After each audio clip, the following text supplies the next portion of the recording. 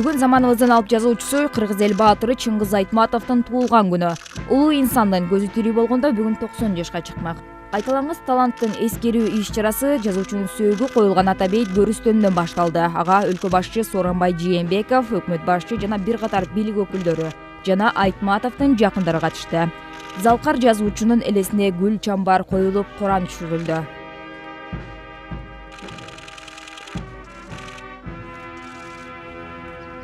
90 жылдык барекенин меймандары коомдук жана мамлекеттик ишмерлер, акын жазуучулар, Кыргызстандын жана чет мамлекеттердин интеллигенция өкүлдөрү болуп, жазуучунун жакындары жана туугандары, өкмөт мүчөлөрү, парламент депутаттары жана жалпы коомчулук өкүлдөрү катышты. Президенттин куттуктоо сөзүнөн кийин иш-чара театрлаштырылган концерттик программа менен уланып, жазуучунун чыгармалары негизинде даярдалган спектакльдер, ырлар аткарылды. Иш-чарага президент Сооронбай Жээнбеков сөз сүйлөп, замандын алып жазуучусунун элесине арналган иш-чаралар дагы да улана берерин билдирип, жакын арада Айтматов академиясы түзүлө тургандыгын айтты.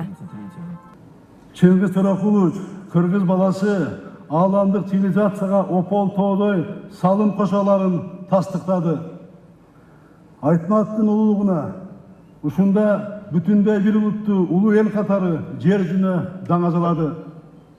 Ал чыгармаларында улутубуздун турмушун жазды, бирок биздин жашоо аркылуу глобалдык маселелерди койду. Ал кыргыз калкынын башынан өткөн улуу доорду, 20-кылымдагы маанилүү тарыхый окуяларды сүрөттөдү. Мындан сырткары бүгүн жазуучунун бардык чыгармалары коюлган китеп көргөзмөсү уюштурулду. Улуу жазуучунун 90 жылдык мааракесин белгилөөгө даярдык 1 жыл мурун башталган. 1 жыл аралыгында өлкөнүн бардык аймагында түрдүү иш-чаралар уюштурулуп, маданий кечелер өткөрүлдү. Алып жазуучуну эскерүү Кыргызстанда эле өткөрүлбөстөн дүйнөнүн бардык булуң бурчунда эскерилди.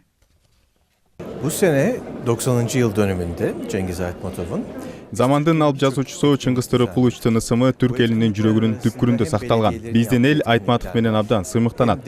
Түркияда улуу инсандын аты көчөлөргө берилип, эстелиги да ачылды. Жазуучунун чыгармалары сахналаштырылып, экранга коюлду.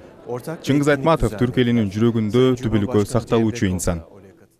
Дүйнөнү калеми менен багындырган кыргыздын чыгаан уулу Чыңгыз Айтматовдун ааламы чексиз. Анын чыгармалары жашоо мыйзамдарын көзгө сайып көрсөтүп, окурмандарын тарбиялай алат. Залкардын ар бир чыгармасы жүрөктөн чыккандыктан жана жашоо чындыгын чагылдырып тургандыктан жүрөккө жетет. Анын чыгармалары сөздүн кереметине ширелип, кыргыз адабиятын эле эмес, дүйнө адабиятын байытты. Чыңгыз Айтматов өзүнүн чыгармалары менен кыргыздын каадат салтын, тарыхын дүйнөгө таанытты. Жай отуруп жүрөккө тартпайсың, ой манас кел деди. Кел деди, билесиң Долкинодо кабинетке кел деп. Мен ойлодум, Чыңгыз Төрөкулович багы Казанга бармак болчу, ошо эс алып келгенден кийин сачпай тартайын деп калдым. Көрсө ошо акыркы жолубуз болуп калды. Ошо эң кичектүү өкүнүм ушундай эртеси эле чуркап барбаганыма. Улуу жазуучунун 90 жылдык мааракесине карата Улуттук илимдер академиясы Залкар инсандын эмгектерин 28 000 нуска менен китеп басып чыгышкан. Ал эми анын чыгармачылыгынын негизинде тартылган кино тасмалар учурда санариптөө иштери жүрүүдө. Чыңгыз Айтматовдун чыгармалары сахналаштырылып, 21 мамлекетте театр жумалыгы өткөрүлгөн. Чыңгыз Төрөкулович физикалык түрдө өзү кетсе дагы чыгармачылыгы бүгүнкү күнү менин оюмча да жаңыдан жаралуу, жаңыдан төрөлүү болду. Мынакей эми мындай бала бакчанын балдарынан баштап, мектептерден баштап, мынакей окуу жайлар, жаштар, анан бүткүл мынау эл жапатырмак адамзаты эми түшүндү Айтматовдун ким экендигин. Чыңгыз Айтматов 1928 жылы 12 декабрда Таластын Шекер айылында туулган. Ал Совет доорунда эле Жамиля Саманчынын жолу, Гүлсарат бетме-бет, Ак кеме, Кылым картар бир күн сыяктуу мыкты роман повесттер менен дүйнөгө таанылган.